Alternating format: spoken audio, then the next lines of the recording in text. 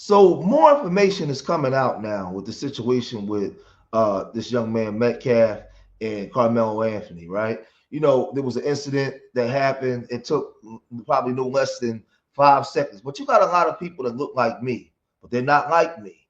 That's all on social media just condemning this black boy.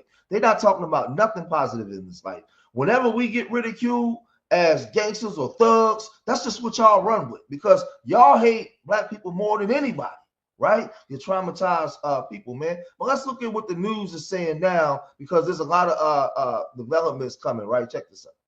A high school track meet resumed today under tighter security after a deadly stabbing last week. Good evening, I'm Steve Eager. And I'm Heather Hayes. That event was relocated to Little Elm from Frisco with strict requirements for parents and for students. Fox 4's Alex Boyer has more on the event and on the criminal investigation. Alex. Hey guys, and I can tell you that enhanced security presence was really obvious as soon as folks drove up to Lobo Stadium in Deep Elm. Spectators as well as student athletes had to undergo screening before they could even go in the front doors. There was a very visible police presence at Lobo Stadium in Little Elm Monday. Student athletes and spectators were met by security personnel as soon as they walked up to the front doors. They had to go through metal detectors and have their bags checked before being allowed inside the UIL track meet. Little Elm and Frisco police also provided more security personnel. And one way or another, people begin to sort of do the Monday morning quarterbacking by saying, look, we should have, could have, and may have done the following things. Dr. Alex Del Carmen is a criminologist who has been following the developments in this case. Last Wednesday, 17-year-old Austin Metcalf was killed after he was stabbed in the chest during a fight with 17-year-old Carmelo Anthony over what was said to be a seating dispute in the bleachers. Anthony has since been charged with first-degree murder. Unfortunately, victimization can happen at any time, at any moment, even when we think that we are safe. Monday also brought the first public comments from the attorneys representing Carmelo Anthony in a statement that said, in part, Carmelo and the entire Anthony family are sincerely saddened that a life was lost and offer their condolences to the family of Austin Metcalf. During this difficult time, we urge the public to refrain from rushing to judgment before all the facts and evidence are presented. And with social media comments swirling about this case, community activists are pressuring Frisco PD to be transparent about the status of the criminal investigation. The data shows that these acts of violence are random, and they don't happen, every day. Now, the question really is the community concerned enough to be able to, pay the taxes, pay the money, to have the security protocols that need to be in place? And time will tell. In the meantime, I can tell you. Now, this is the thing, right? The media is still using their machine to portray this black boy in a certain way. And the greatest thing that Carmelo Anthony's family did was not give up no statements. And they giving up the statement now through a PR team that they hired, right? But let's look into some more of Austin Metcalf.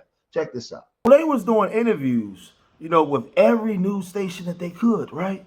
But they didn't show y'all this picture that they took with them holding guns, and there was a caption. Now, they trying to say that this is fake, right? But there was a caption where they were saying, I wish a blank would show up to the track meet, right? They're not covering that. They're not showing Carmelo Anthony in a more positive light either. They had images of him with the middle finger up and images of him holding a toy gun and all kinds of stuff, right? But do y'all know that Carmelo Anthony once in 2021 saved a kid's life? Yeah, he saved the kid's life. So there was a woman that when she saw all of this going on, she said, wait a minute, is that my Carmelo Anthony? And she took to social media and she said, I swear my heart is shattered. I kept saying this young man looks like the Carmelo who saved Gino's life. From the looks of the article, it's him. And we forever going to stand with you. May 15, 2021, a day I'll never forget. Really a great kid. I can't stand bullies, right? So there's an article that you can see right here where he saved this kid, Gino Carter's life from drowning in the pool, right?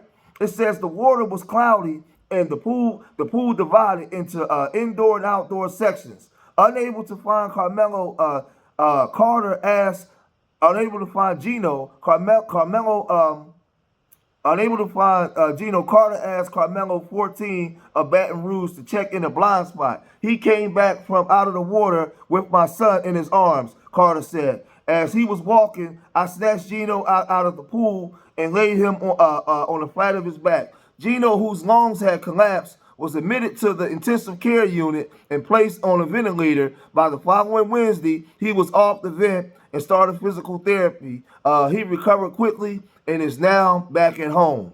But if you leave it up to our people, man, man, this thing is crazy, right? Where are all the leaders at? Where's the black church? Where's T.D. Jakes at? He hasn't said anything about this, right? Marvin Sapp and so many of these so-called, that Dallas Fort Worth area is riddled with affluent black people. Where are y'all? Why aren't y'all coming out in solidarity to actually help and support this black boy? Right? Now, he was a star athlete. He worked 2 jobs, as you can see here. He has a picture where it looked like he was working at Foot Locker. So he was just a normal, productive kid in society, right? And some people ask the question, well, why did he have the knife? Well, this is the question I asked to y'all. Knowing our history with some of these folks in this country, if he didn't have the knife, what could have happened to him? We don't know. But what I know is I have over 100 years of history to show, and the data to show if he didn't. When we encounter these people in certain environments, what could happen, right? So Kyle Rittenhouse marched through different jurisdictions with a rifle and unalived 2 people and paralyzed the black person, right?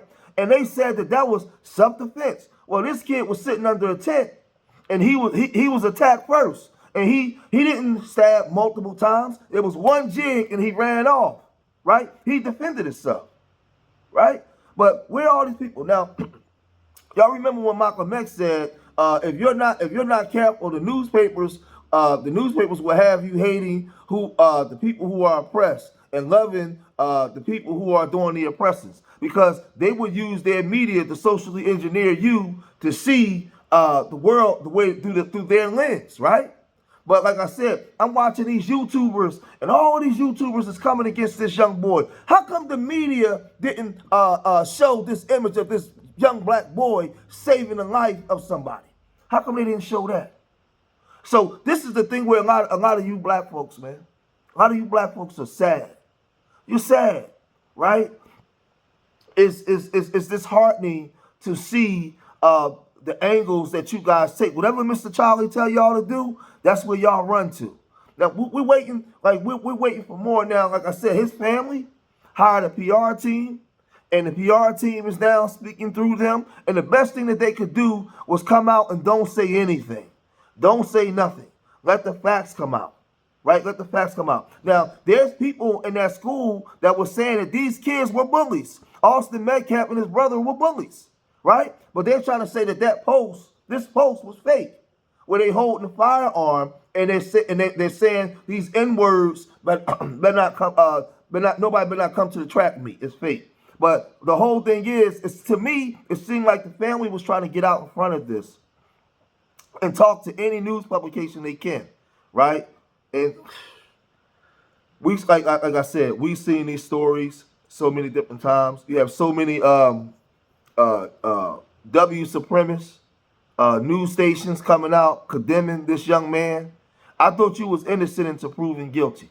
Now, we know if this was the other way around, the way that they portraying him already in the media, oh man, he would be all kinds of thugs. And you know what the crazy part is? They probably did an investigation on the family and knew that, because by now they would have had the mother and father on TV. But they know that they come from some type of affluent, decent family. Because this boy, see, Austin and them came from a broken home. The black boy had his mom and dad in the house. He came from a structured family environment, right? And this is why they're trying to cover it. That's why they're trying to cover all this stuff up. It was a sad, tragic incident, right? Now, they say he shouldn't have had a knife. It's Texas. Now, I guarantee you, he wasn't the only one that had a weapon in the building. Everybody carries something in Texas. It's Texas, right? My thing is that knife would have been irrelevant had he never been approached, had it never bothered him in the first place. It would have been irrelevant. It was something that would have never happened. Never happened. But it's funny how y'all make excuses and y'all fill up GoFundMe's for all these W people when they harm us, y'all make so many excuses, right? So many excuses. And then another thing is, when things like this happen, the very people that's been racist to us for years, we got to go to those same people for justice. So black people are screwed either way. I'm going to say this again for some of y'all slow in the back. As racist as this country is, when things happen to us like this, we have to go to the same racist government, the same race in the same racist country to get justice. So now we're seeing the way that this handled. We see the way we saw when that kid in South Carolina unalived those 9 black people in church and how they took them to McDonald's and put a bulletproof vest on them and all these different things, right?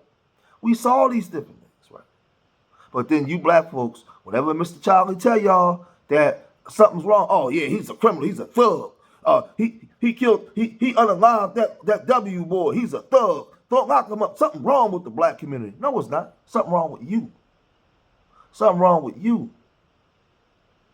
You have so much self-hate for your own people. It's sad. Them people would never go to bat for you if you got in trouble. They would never defend you. Never defend you the way they don't need you to defend them. They can defend themselves. But I'm urging the media to get on top of this and cover the Carmelo Anthony the right way. Or cover him in a way where it's fair. Because the damn sure ain't doing that. But I'm going to cut this video short here. If you made it this far in the video, hit that like button, subscribe to Street Media TV. Leave your comments in the comment section. Let me know what you guys think. Remember, I love y'all. Till next time, peace.